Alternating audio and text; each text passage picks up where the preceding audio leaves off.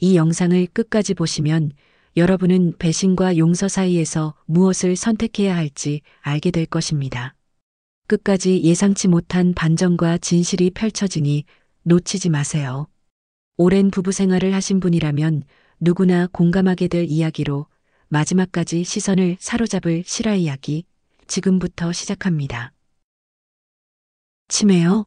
제가 나이가 몇인데 단지 건망증이 좀 심해진 거죠. 윤경은 병원 복도 벤치에 앉아 방금 전 남편이 의사에게 한 말을 떠올렸습니다.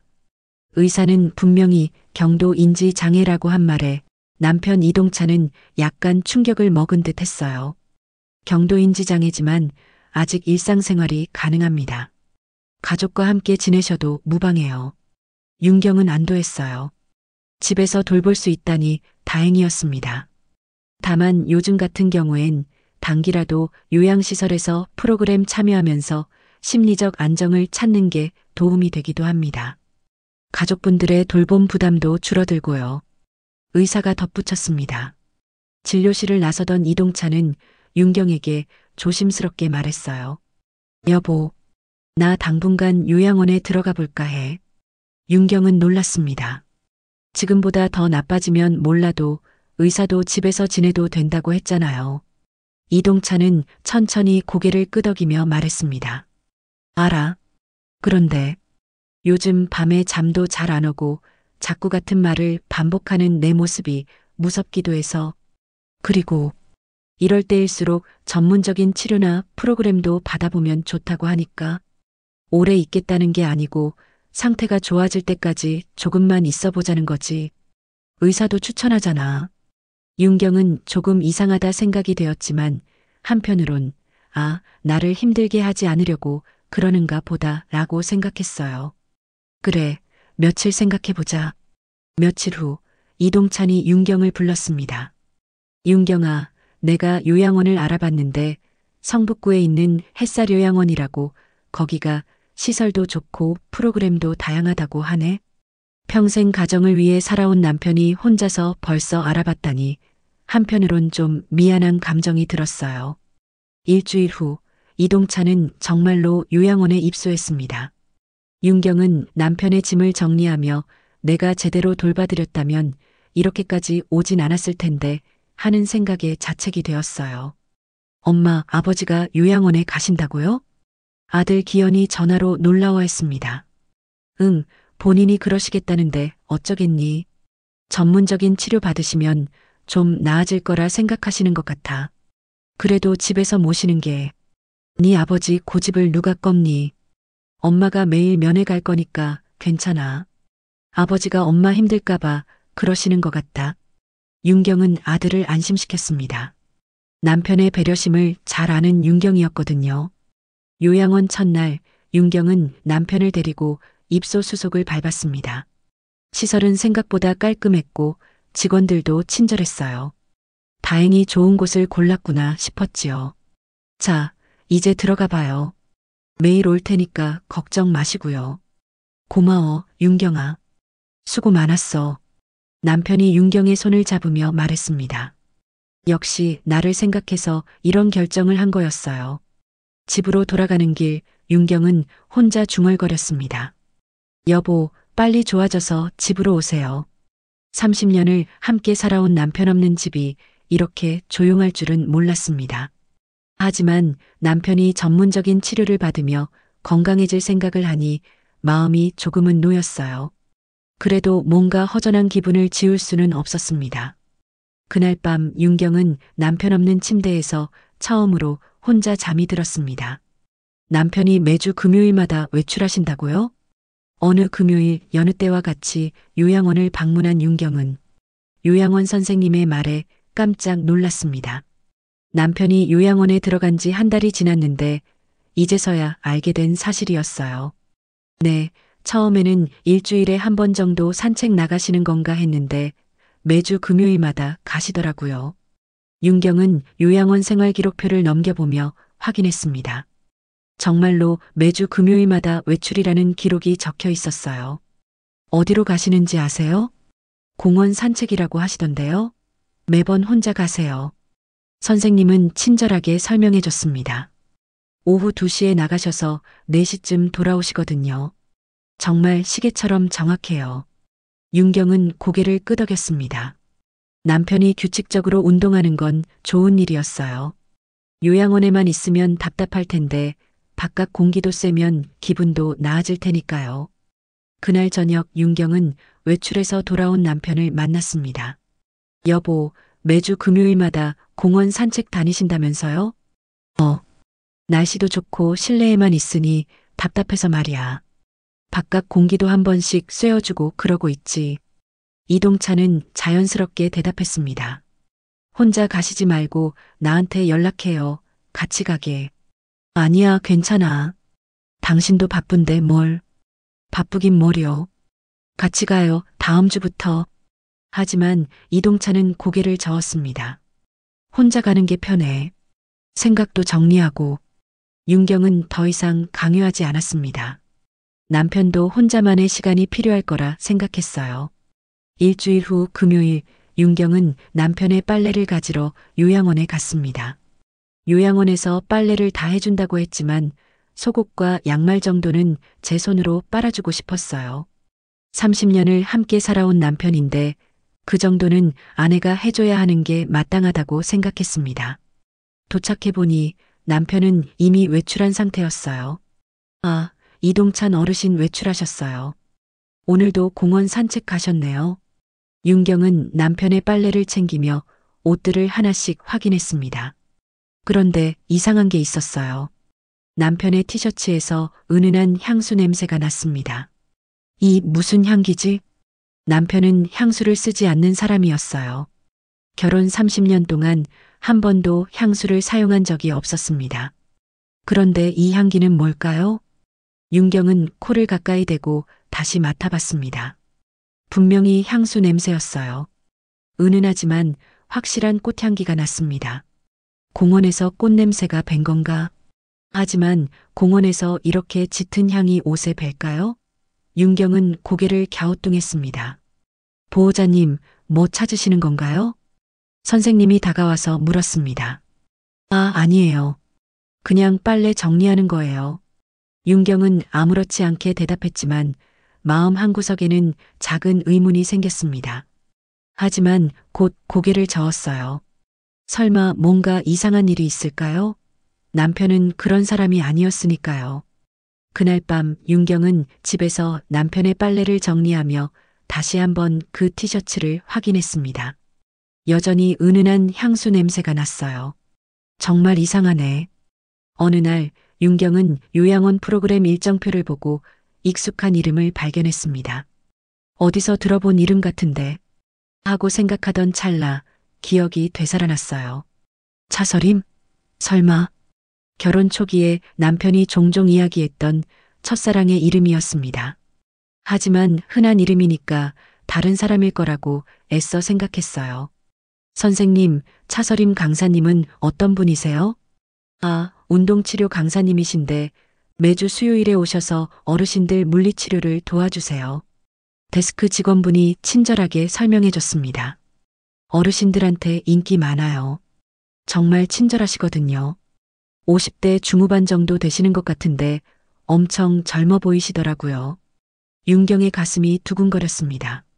나이도 비슷하고 설마 정말 그 사람일까요? 여기서 오랫동안 일하셨나요?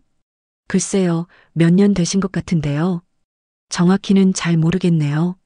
윤경은 일정표를 다시 들여다봤습니다. 매주 수요일 오후 2시부터 4시까지 차서림 강사, 운동치료라고 적혀 있었어요. 그날 저녁 면회 시간에 윤경은 남편에게 넌지시 물어봤습니다. 여보, 요양원에서 운동치료도 받고 그래요? 응, 가끔. 몸도 굳어지고 해서. 어떤 선생님이 오시는데요? 글쎄, 잘 모르겠어. 이동찬은 시큰둥하게 대답했습니다. 하지만 윤경은 남편의 표정에서 뭔가 어색한 기색을 느꼈어요. 집으로 돌아가는 길, 윤경은 계속 그 이름이 머릿속을 맴돌았습니다. 차서림. 남편이 결혼 전에 사귀었던 첫사랑. 건축설계사 시절 같은 회사에서 일했던 사람. 설마 같은 사람일 리가. 하지만 마음 한구석에서는 불안감이 커져갔어요. 다음 주 수요일, 윤경은 일부러 오후 시간에 요양원을 찾아갔습니다. 운동치료 시간에 맞춰서요. 복도를 지나가다 운동치료실 문이 열린 것을 보고 슬쩍 들여다봤습니다. 그리고 그 순간 윤경의 발걸음이 멈췄어요. 키가 크고 단정한 모습의 여성이 어르신들과 함께 운동을 하고 있었습니다. 50대 후반이지만 정말 젊어 보였어요. 그리고 그 얼굴, 분명히 남편이 예전에 보여줬던 사진 속 그 사람이었습니다. 차서림.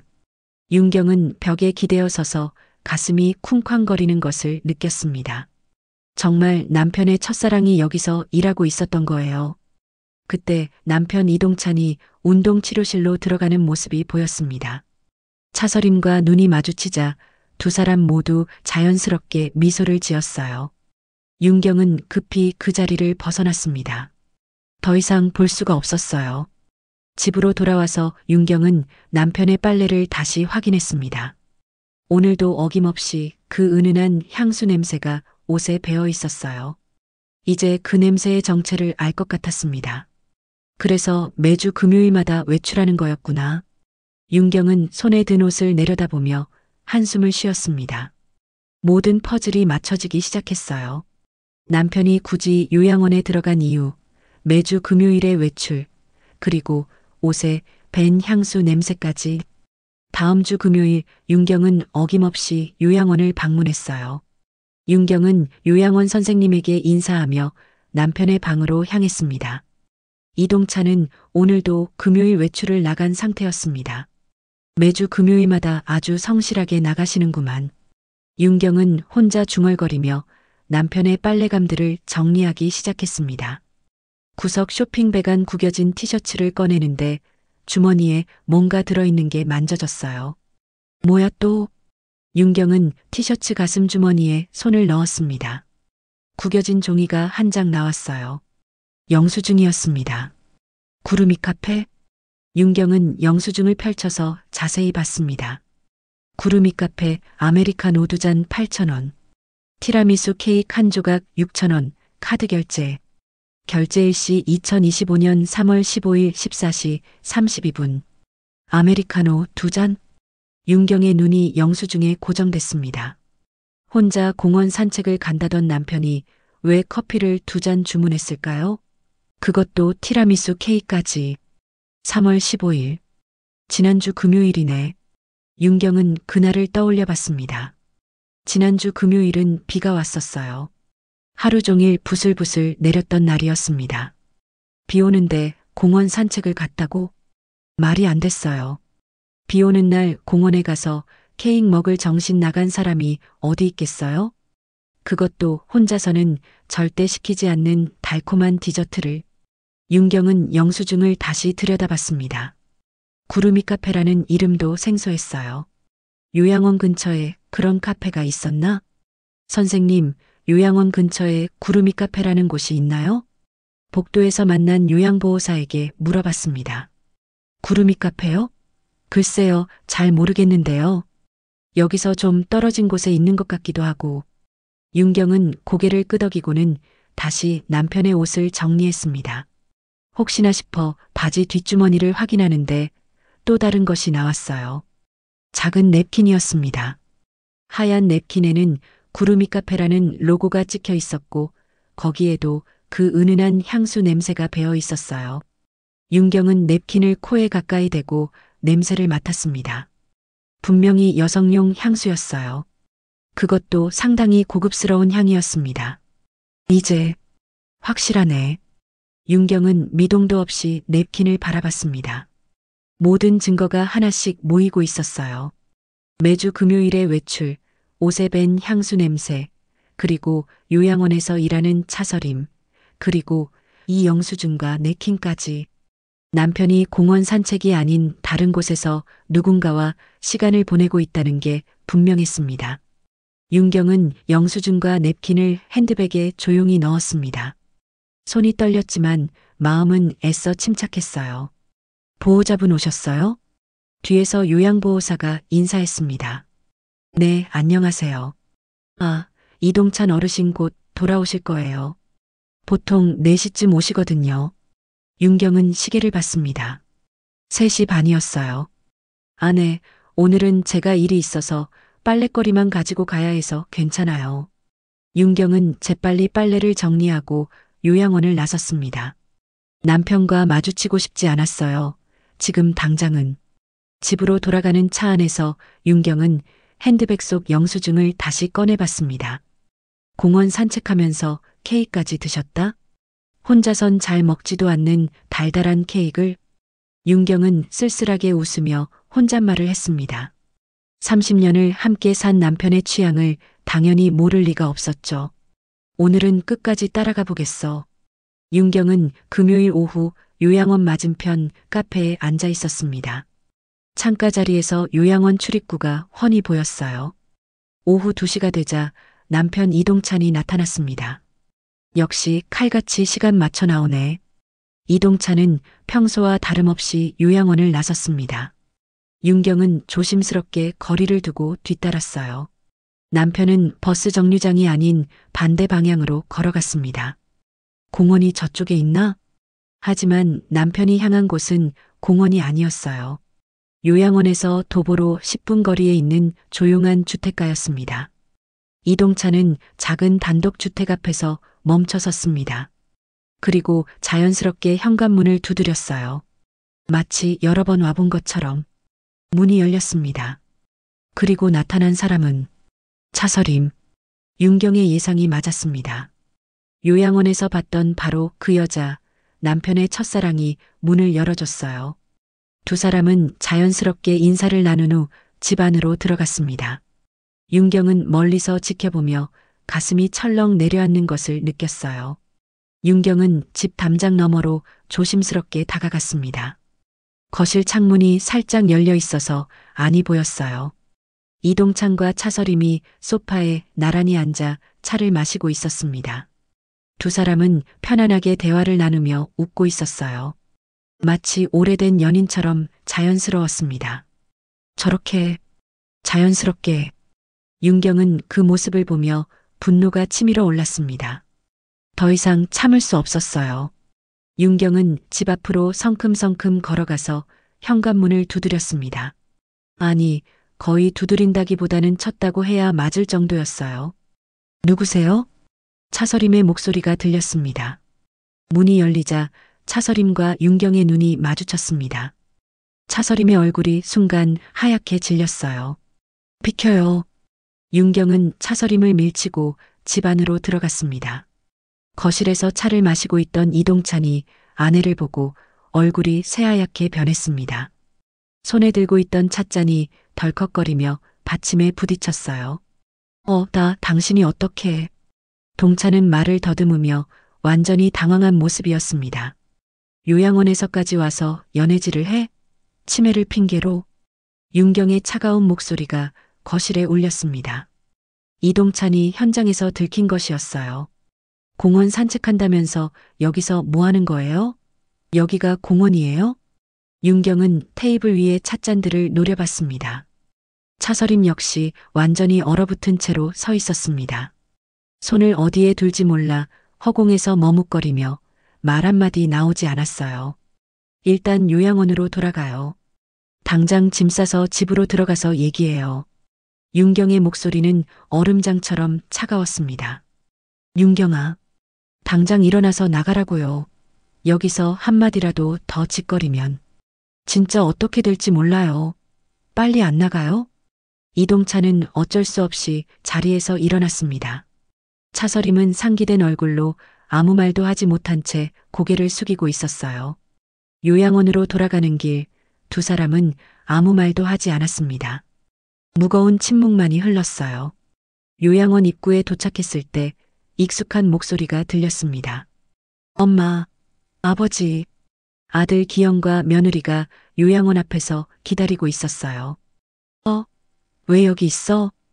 윤경이 놀라면서 애써 감정을 누르며 물었습니다.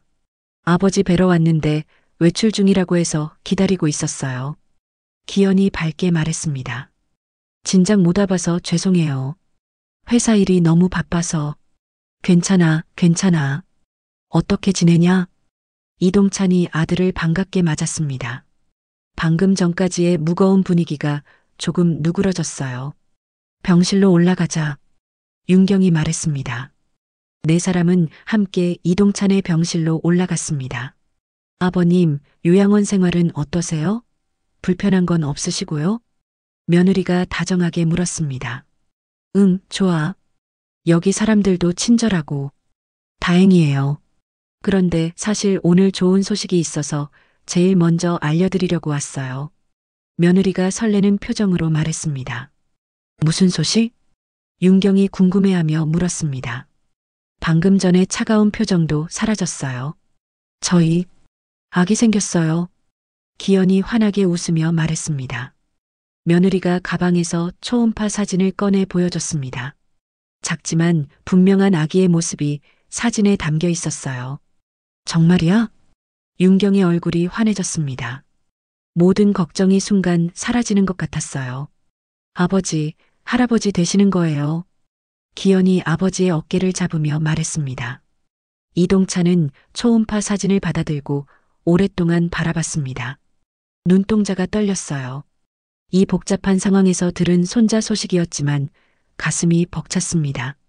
1시간 정도 더 이야기를 나눈 후 기현 부부는 집으로 돌아갔습니다. 아버지, 축하드려요. 할아버지 되시는 거. 엄마도요. 건강하게 나을게요. 두 사람이 나간 후 병실에는 다시 무거운 침묵이 흘렀습니다. 짐 싸세요. 윤경이 차갑게 말했습니다. 두말하지 말고 당장 집으로 가요. 여기서 망신당하고 싶지 않으면. 윤경은 남편의 옷들을 빠르게 정리하기 시작했습니다. 이동찬은 아무 말도 할 수 없었어요. 당일 퇴원 수속을 밟고 두 사람은 집으로 향했습니다. 차 안에서도 한마디 말이 없었어요. 결혼하고 지금까지 의심 한 번 안 하고 살았는데 이제 살만하니까 첫사랑 생각이 나던가요? 집으로 돌아온 윤경은 거실 소파에 앉아 이동찬을 바라봤습니다. 남편은 방 한구석에 놓인 짐가방 옆에 초라하게 서 있었어요. 할 말 있으면 해봐요. 윤경의 목소리는 차가웠습니다. 미안해, 내가 입이 10개라도 할 말이 없다. 처음부터 알고 일부러 그 요양원으로 찾아간 거예요?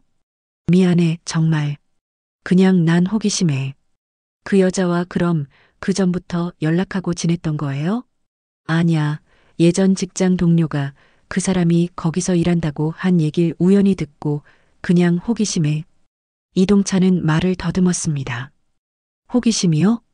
호기심으로 첫사랑 만나러 갔어요? 처음엔 정말 그냥 어떻게 지내나 궁금해서. 그래서 매주 금요일마다 만난 거군요. 윤경의 목소리가 점점 떨렸습니다. 이동찬은 갑자기 무릎을 꿇고 앉았습니다. 윤경아, 정말 미안해. 손자 소식 듣고 나니까 그제서야 머리를 세게 망치로 얻어맞은 느낌이었어. 이제 와서 잘못한 줄은 아나 보네요. 내가 나이 먹어서 뭐 하는 짓인가. 나중에 손자 얼굴 어떻게 보려고. 눈앞이 캄캄하더라고. 이동찬의 목소리가 떨렸습니다. 너무 미안해, 윤경아. 내가 정말 잘못했어. 윤경은 아무 말 없이 남편을 내려다봤습니다. 마음이 복잡했어요. 그날 밤 두 사람은 각자 다른 방에서 잠들었습니다. 결혼 후 처음이었어요.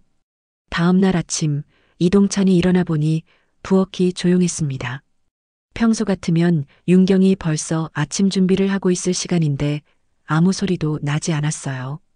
거실에 나가보니 윤경이 소파에 멍하니 앉아 있었습니다. 여보, 괜찮아? 윤경은 대답하지 않았습니다. 30년 동안 하루도 빠뜨리지 않고 차려주던 아침상이 없었어요. 이동찬은 그제서야 아내가 받은 충격이 얼마나 큰지 깨달았습니다. 이동찬은 말을 걸고 싶었지만 조용히 있는 게 나을 것 같아 결국 조용히 부엌으로 가서 혼자 라면을 끓여 먹었어요. 윤경은 여전히 거실 소파에 멍하니 앉아 있었어요. 며칠이 지났습니다. 집안의 분위기는 얼어붙어 있었어요.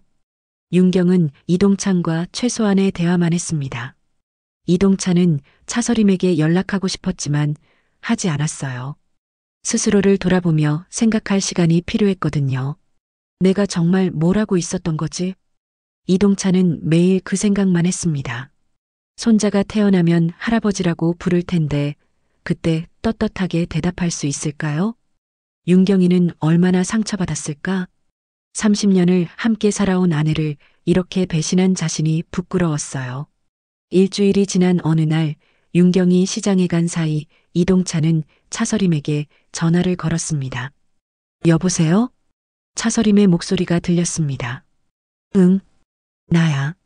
괜찮으세요? 그날 그렇게 가시고 많이 걱정했어요. 응, 미안해. 아니에요. 저도 마찬가진걸요. 내가 생각을 잘못한 것 같아. 정말 미안해. 전화 너머로 한동안 침묵이 흘렀습니다. 아들네가 손자가 생겼대. 손자 이야기에 나도 정신 차리게 됐어. 네, 축하해요. 정말 미안해. 네. 부디 건강하세요. 전화를 끊고 나서 이동찬은 한동안 그 자리에 앉아 있었습니다. 그렇게 끝이 났어요. 그때 현관문이 열리며 윤경이 돌아왔습니다. 이동찬은 아무 일 없었다는 듯 TV를 보고 있었어요. 그날 저녁 윤경이 처음으로 저녁을 차렸습니다. 간단한 찌개 하나였지만 일주일 만이었어요. 고마워. 이동찬이 조심스럽게 말했습니다. 당신 실망시켜서 정말 미안해. 윤경은 아무 대답 없이 밥을 먹었습니다. 하지만 예전 같은 차가운 느낌은 아니었어요. 그날 밤도 두 사람은 각자 다른 방에서 잠들었지만 뭔가 조금은 달라진 기분이었습니다. 한 달이 더 지났습니다. 윤경과 이동찬 사이의 관계는 여전히 어색했지만 조금씩 변화가 있었어요. 이동찬은 평생 해본 적 없던 집안일을 서툴게나마 도우려고 했습니다. 설거지를 하다가 그릇을 깨뜨리기도 하고 빨래를 개는 것도 엉성하기 짝이 없었어요. 됐어요.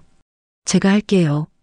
윤경이 말하면 이동찬은 미안한 표정을 지었습니다. 안 하던 일이다 보니 손이 서툴러서 허허. 동찬이는 멋쩍은 듯 웃었어요. 윤경은 아무 말 없이 설거지를 다시 했지만 마음 한구석이 조금씩 누그러지는 걸 느꼈어요.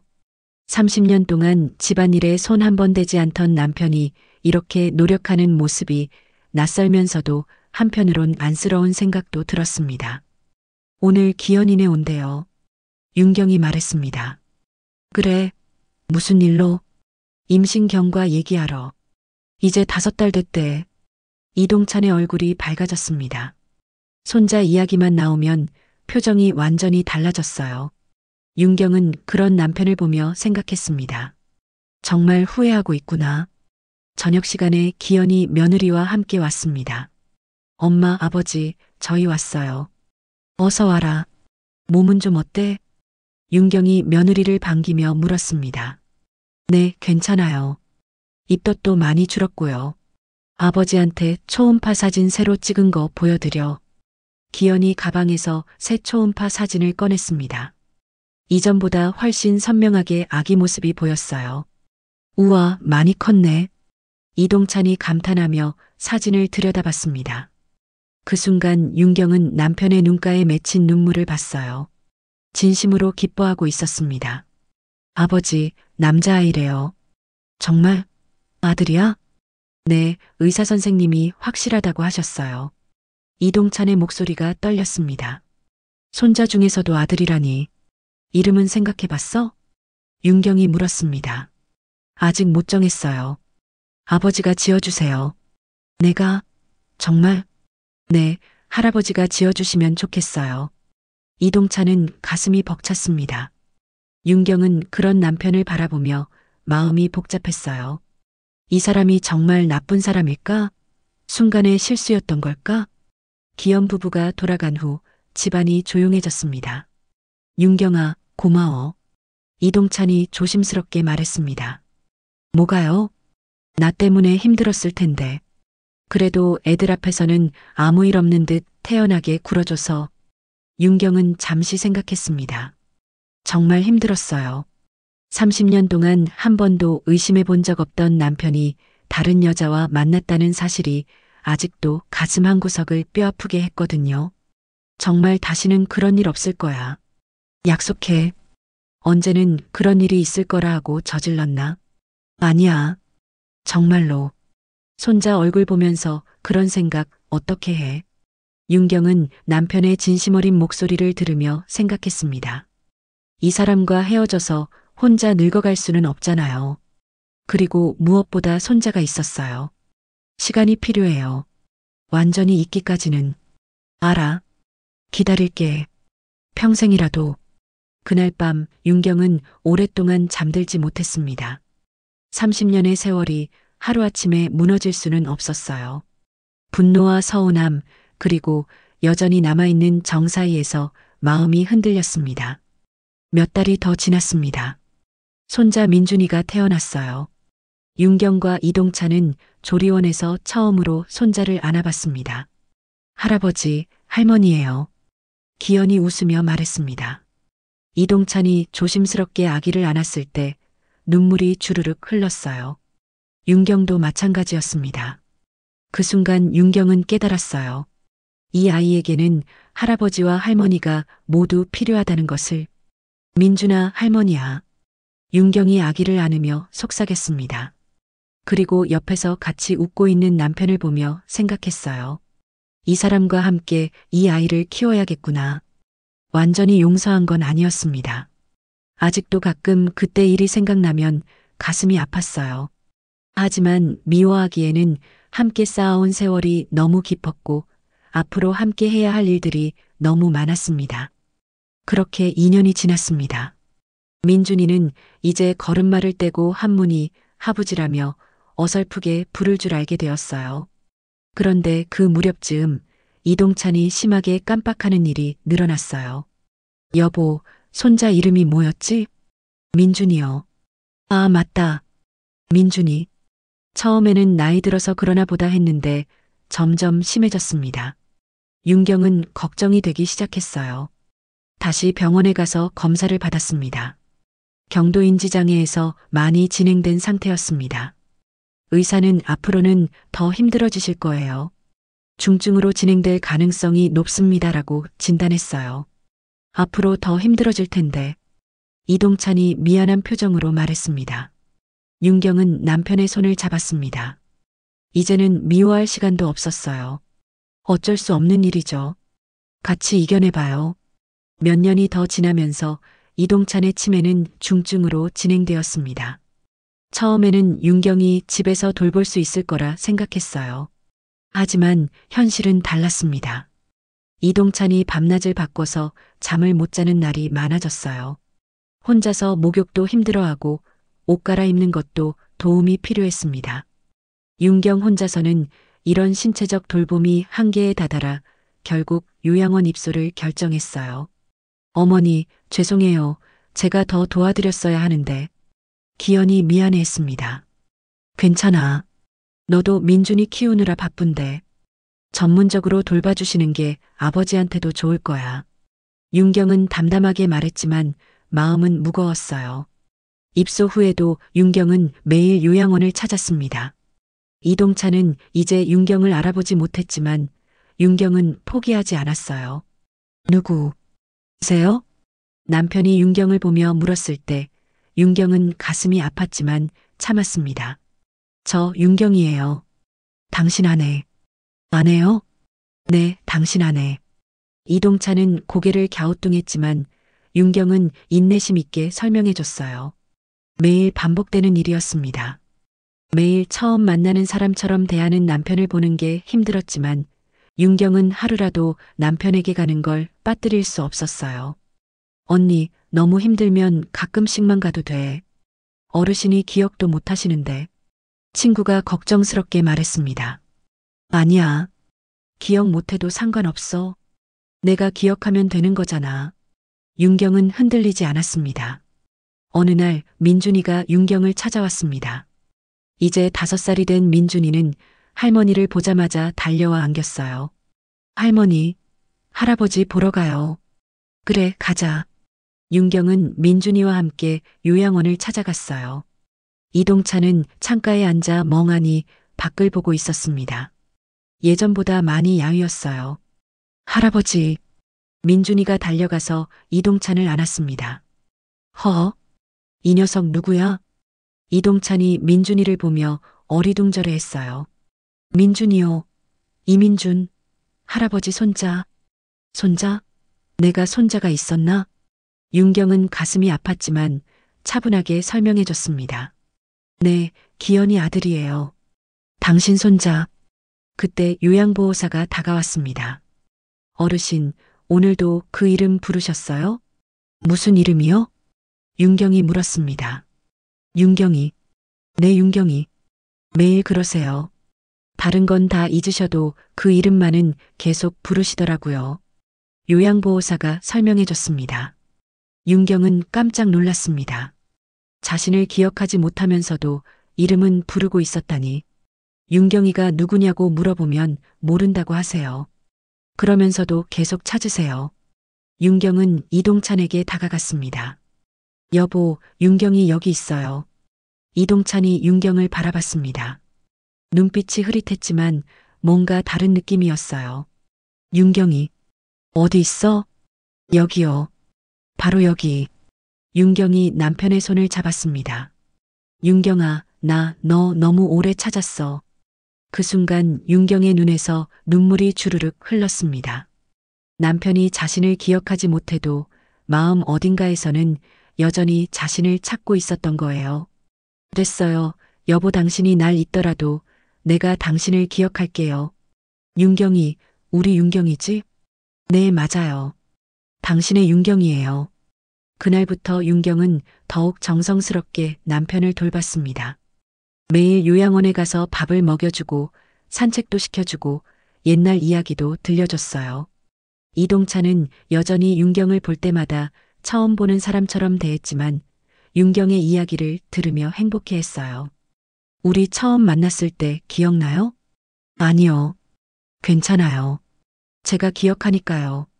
윤경은 결혼식 이야기, 기현이가 태어났을 때 이야기, 민준이가 처음 걸음마를 뗐을 때 이야기를 들려줬습니다. 민준이도 자주 함께 갔습니다. 할아버지가 자신을 기억 못해도 상관없다고 했어요. 할머니, 할아버지 웃어요. 민준이가 신나게 말했습니다. 정말로 이동찬은 민준이를 보면 웃었어요. 차서림의 일도 이제는 아무렇지 않았어요. 결국 남편의 마음이 찾는 사람은 자신이었으니까요. 오늘도 윤경은 요양원에 갑니다. 그리고 내일도 모레도 계속 갈 거예요. 남편이 자신을 기억하든 못하든 35년을 함께 산 사람으로서, 그리고 그의 마음속 가장 오래된 사람으로죠. 할머니, 할아버지 손 잡으세요. 민준이가 말했습니다. 윤경이 이동찬의 손을 잡자 남편이 미소를 지었어요. 따뜻하네. 당연하죠. 사랑하는 사람 손이니까.